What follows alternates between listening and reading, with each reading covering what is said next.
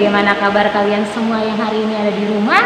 Miss Evi harap kita tetap penuh semangat dan sukacita karena kita punya Tuhan Yesus yang luar biasa. Hari ini kita mau belajar lagi firman Tuhan bersama-sama. Kita mau katakan pujian kita, baca kitab suci, doa tiap hari. Sama-sama bernyanyi ya. Baca kitab suci, doa tiap hari, doa tiap hari, doa tiap hari. Baca kitab suci, doa tiap hari kalau mau tunggu. Kalau mau tunggu, kalau mau tunggu,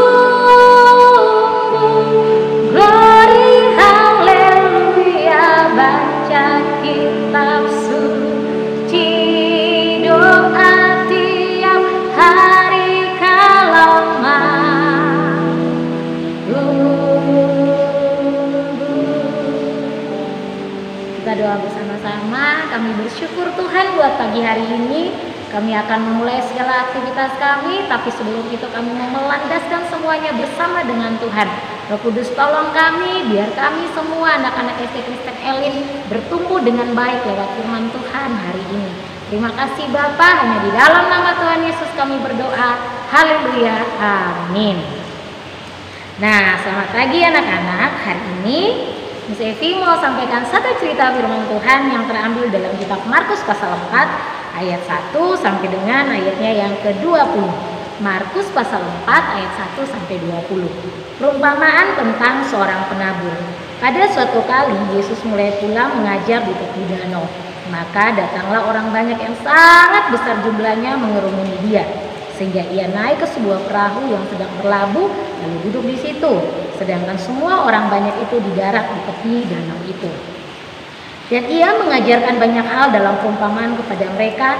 Dalam ajarannya itu ia berkata kepada mereka, dengarlah, adalah seorang penabur keluar untuk menabur. Pada waktu ia menabur, sebagian benih itu jatuh di pinggir jalan. Lalu datanglah burung dan memakannya sampai habis. Sebagian jatuh di tanah yang berbatu-batu yang tidak banyak tanahnya. Lalu benih itu pun segera tumbuh karena tanahnya tipis. Tetapi sesudah matahari terbit, layulah ia dan menjadi kering karena tidak berakar. Sebagian lagi jatuh di tengah semak duri. Lalu semakin besarlah semak itu dan menghimpitnya sampai mati, sehingga ia tidak berbuah. Dan sebagian jatuh di tanah yang baik, ia tumbuh dengan suburnya dan berbuah. Hasilnya ada yang 30 kali lipat, ada yang 60 kali lipat, ada yang 100 kali lipat. Dan katanya, siapakah yang punya telinga untuk mendengar, hendaklah ia mendengar. Ketika ia sendiri pengikut-pengikutnya dan ke-12 murid itu menanyakan dia tentang perumpamaan itu, jawabnya, kepadamu telah diberikan rahasia kerajaan Allah, tetapi kepada orang-orang luar segala sesuatu disampaikan dalam perumpamaan, supaya sekalipun melihat mereka tidak menanggap, sekalipun mendengar mereka tidak mengerti, supaya mereka jangan berbalik dan mendapat ampun. Lalu ia berkata kepada mereka, tidakkah kamu mengerti perumpamaan ini? Kalau demikian, bagaimana kamu dapat memahami semua perumpamaan yang lain? Penabur itu menaburkan firman. Orang-orang yang di pinggir jalan tempat firman itu ditaburkan ialah mereka yang mendengar firman. Lalu datanglah iblis dan mengambil firman yang baru ditaburkan di dalam mereka. Demikian juga yang ditaburkan di tanah yang berbatu-batu ialah orang-orang yang mendengarkan firman itu dan segera menerimanya dengan gembira. Tetapi mereka tidak berakar dan tahan sebentar saja. Apabila kemudian datang penindasan atau penganiayaan karena firman itu, mereka segera murtad. Dan yang lain ialah yang ditaburkan di tengah semak duri. Itulah yang mendengarkan firman itu, lalu kekhawatiran dunia ini dan tipu daya kekayaan dan keinginan-keinginan akan hal yang lain masuklah dan menghimpit firman itu sehingga tidak berbuah. Dan akhirnya yang ditaburkan di tanah yang baik ialah orang yang mendengar dan menyambut firman itu lalu berbuah. Ada yang 30 kali lipat, ada yang 60 kali lipat, ada yang 100 kali lipat.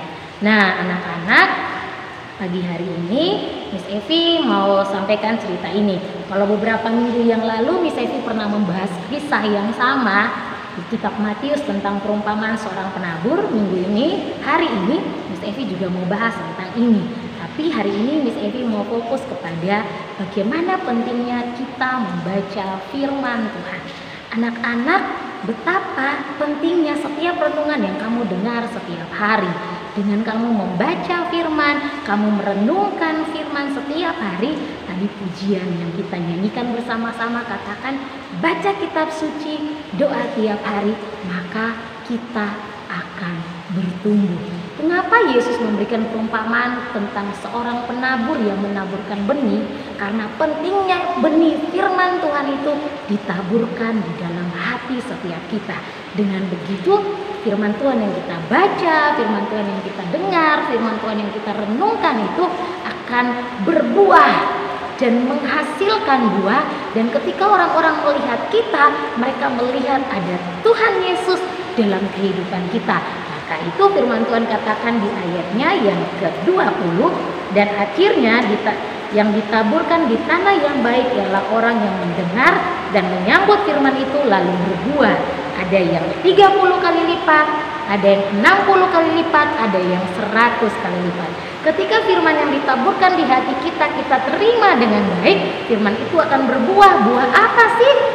Kalau kamu baca kitab buah Roh Kudus, kamu akan menemukan kasih, sukacita, kesabaran, kemurahan, kebaikan, kesetiaan, damai sejahtera, kelemah lembutan, bahkan penguasaan diri.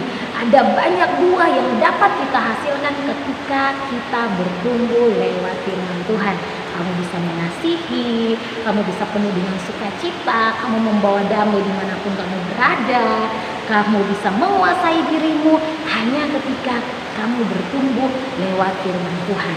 Miss Evi harap anak-anak SD Kristen Elim suka membaca firman Tuhan, merenungkan firman itu dan melakukannya dalam kehidupan kita.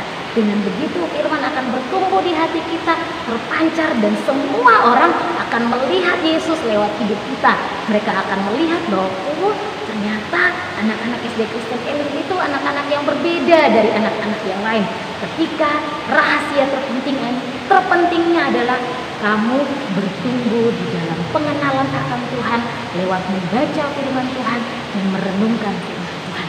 Miss Evi harap walaupun di rumah saja kamu belajar firman Tuhan, Miss Evi percaya dan yakin kamu pasti bertumbuh dengan baik di dalam Tuhan.